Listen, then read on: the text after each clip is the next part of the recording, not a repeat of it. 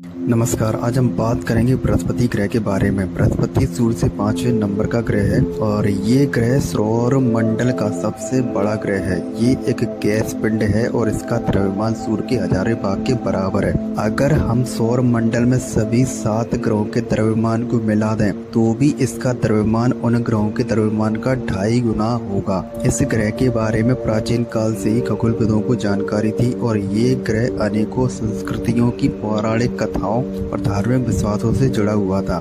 बृहस्पति का चुंबकीय क्षेत्र हमारे सौरमंडल के किसी भी अन्य ग्रह से सबसे अधिक शक्तिशाली है और वैज्ञानिक ऐसा कहते हैं कि इसकी वजह बृहस्पति के अंदर की धातु हाइड्रोजन है। बृहस्पति के वायुमंडल में मीथेन, जलवाष्प, अमोनिया और सिलिकॉन आधारित यौगिक मिले हैं। इसमें carbon, ethane, hydrogen sulphide, phosphine और सल्फर के होने की भी संकेत मिले हैं। अगर हम बात करें हमारे सौरमंडल के ग्रहों की तो हमारे सौरमंडल में सबसे पहले बृहस्पति का ही निर्माण हुआ था और जब ये ग्रह बना था तब ये बहुत ही ज्यादा गर्म था और इसका व्यास भी अभी से 2 गुना ज्यादा था। बृहस्पति पर सफेद और भूरे रंग के बेनाम अनेकों छोटे धब्बे हैं। सफेद धब्बे ऊपरी वातावरण के भीतर शांत बादल से मिलकर बने हैं और इसके विपरीत भूरे धब्बे गर्म होते हैं और सामान्य बादल परत के भीतर बनते हैं। बृहस्पति का पर्यावरण क्लाउड पैनल की 3000 किलोमीटर की गहराई तक फैला हुआ है। बृहस्पति पर एक एंटी साइक्लोनिक तूफान चल रहा है जिसे ग्रेट रेड स्पॉट कहते हैं और इसे पहली बार साल 1665 में देखा गया था और ये ग्रेट रेड स्पॉट इतना बड़ा है कि इसमें पूरी पृथ्वी समा सकती है। बृहस्पति के 95 प्राकृतिक उपग्रहों का पता लगाया जा चुका है और ऐसी संभावना है कि बेहतर टेक्नोलॉजी की वजह से इनकी संख्या बढ़ेगी। बृहस्पति ग्रह पृथ्वी से 318 गुना अधिक बड़ा है और गैसीय संरचना होने की वजह से इस ग्रह की कोई ठोस सतह नहीं है। इसे ग्रहों का गुरु भी कहा जाता है। बृहस्पति ग्रह में हवाओं की गति 400 मील प्रति घंटा से अधिक होती है। बृहस्पति पर भी शनि के जैसे धुंधले छल्ले हैं लेकिन बहुत छोटे हैं। शनि के विपरीत बृहस्पति के छल्ले गहरे हैं और शायद वे चट्टानी सामग्री के बहुत ही छोटे छोटे पार्टिकल्स से मिलकर बने हुए हैं। बृहस्पति ग्रह पर कोई जमीन नहीं है और ये ग्रह पूरी तरह से गैस के बादलों से बना हुआ ग्रह है।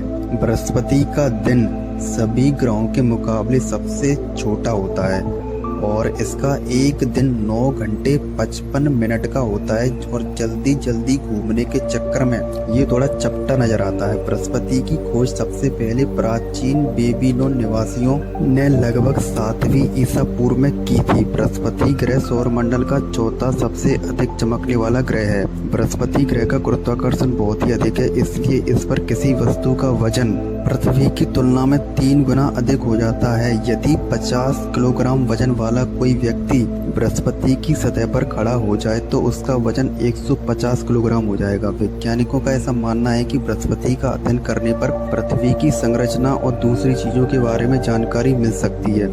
बृहस्पति का वायुमंडल बादलों की कई परतों और पेटियों से बना है। हम जो बृहस्पति के चित्र देख पाते हैं वो बृहस्पति के ऊपर मौजूद इन बादलों की परतों और पेटियों के ही होते हैं। ये बादल अलग अलग एलिमेंट्स के केमिकल रिएक्शन की वजह से रंग बिरंगे नजर आते हैं। बृहस्पति के बादलों के नीचे इसकी सतह जो कि ठोस नहीं है बल्कि गैसीय है और इसका जो गैसीय घनत्व है वो गहराई के साथ और बढ़ता चला जाता है। सूरज की पराबैंगनी किरणें पड़ने पर बृहस्पति के बादलों का रंग बदलता रहता है। बृहस्पति पर तेज हवा चलना बहुत ही आम बात है जिसकी वजह से इस ग्रह का जो मौसम है वो तूफान के जैसा रहता है। इसके कई क्षेत्रों में 360 किलोमीटर प्रति घंटे की रफ्तार से हवा चलना एक आम बात है। बृहस्पति का गैनीमीड उपग्रह सौर मंडल का सबसे बड़ा उपग्रह है जो कि बुध ग्रह से भी बड़ा है और अब तक कुल 8 मिशन बृहस्पति ग्रह पर भेजे जा चुके हैं और इन 8 मिशनों में से एक गैलीलियो यान जो कि 10 अक्टूबर 1989 को भेजा गया था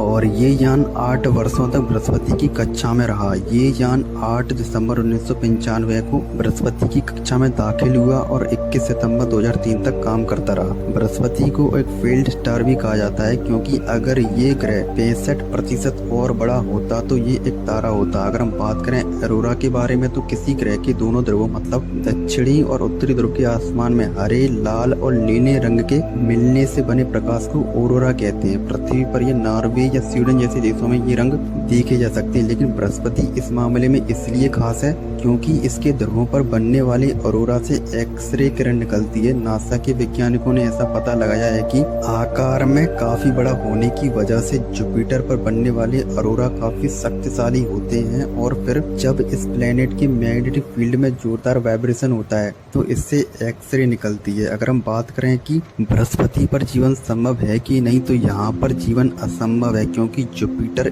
1/4 हीलियम मास के साथ मुख्य रूप से हाइड्रोजन से बना हुआ है और ये हमेशा अमोनिया क्रिस्टल और अमोनियम हाइड्रोसल्फाइड के बादलों से ढका हुआ रहता है। इस प्लेनेट पर कोई सॉलिड सरफेस नहीं है, ऐसे में यहाँ पर इंसानों का रहना लगभग असंभव है। लेकिन वैज्ञानिकों का ऐसा मानना है कि जुपिटर के यूरोपा चंद्रमा पर जीवन हो सकता है और वैज्ञानिकों का ऐसा मानना है कि यूरोपा पर एक विशाल पानी का समुद्र है जिसकी गहराई 100 किलोमीटर से भी ज्यादा हो सकती है। और अगर हम ये कहें कि पृथ्वी पर जीवन बृहस्पति की वजह से संभव हुआ है तो शायद ऐसा कहना गलत नहीं होगा क्योंकि जो एस्टेरॉयड और कॉमेट्स पृथ्वी की तरफ बढ़ रहे होते हैं बृहस्पति इन्हें पृथ्वी पर आने नहीं देता है और ऐसा इसलिए हो पाता है क्योंकि बृहस्पति अपनी पावरफुल ग्रेविटी की वजह से इन्हें अपनी ओर खींच लेता है और हमारी पृथ्वी सुरक्षित बची रहती है और इस तरह से बृहस्पति हमारी रक्षा करता है। तो फिर आज की वीडियो इतना ही। तो फिर जय हिंद, वंदे मातरम।